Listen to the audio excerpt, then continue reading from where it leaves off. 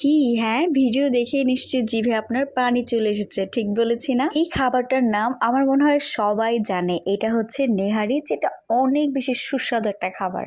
আর যারা এটা খায় না তারা যে কত মজাদার একটা খাবার মিস করতেছে সেটা হয়তো তারা নিজেরাও জানে না। তাই তাদেরকে বলছি একটাবার হলেও নেহারিটা একটু টেস্ট করে দেখবেন। সারা বছর আমরা সবাই কম বেশি গরুর মাংস খেয়ে থাকি, তবে নেহারিটা কিন্তু একটা স্পেশাল খাবার, কারণ এটা কোরবানি ছাড়া তেমন একটা খাওয়া হয় না। যদিও এখন হোটেলে বা যে কোনো জায়গাটা অ্যাভেলেবেল, তবে সেখানে খেতে কিন্তু এতটা বেশি মজা লাগে না, কারণ সেটা তারা ইনস্ট্যান্ট বা একদম এক বসাতেই রান্না শেষ করে। তবে ঘরে সেটা বানানো হয়। আমাদের মা চাচিরা দেখতাম ঘন্টার পর ঘন্টা দিনের পর দিন চুলায় জাল দিত।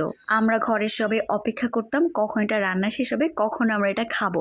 এখানেও ঠিক সেটাই হয়েছে। আমার শাশুড়ি মা এটা রান্না করেছিল টানা 3 দিন জাল দিয়ে। 3 দিন আমরা সবাই ঘরের অপেক্ষা করছিলাম রান্না কখন শেষ হবে, রান্না কখন শেষ হবে। আর যেদিন রান্না শেষ হয়েছে আমরা সকালবেলা অনেক বেশি এক্সাইটেড, নাস্তা করবো এটা দিয়ে। আমার ভাসুর সকালে ঘুম থেকে উঠে হোটেলে চলে গিয়েছেন রুটি আনতে। আমরা সবাই মিলে এটা খুব মজা করে খেয়েছিলাম।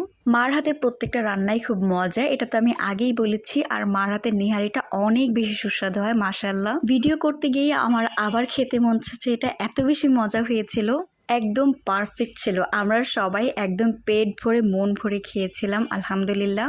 আর তারপর এই গরমে এত মজাদার গরম গরম নেহারি খেয়ে আমাদের সবার অবস্থা কিন্তু অনেক খারাপ হয়ে গিয়েছিল।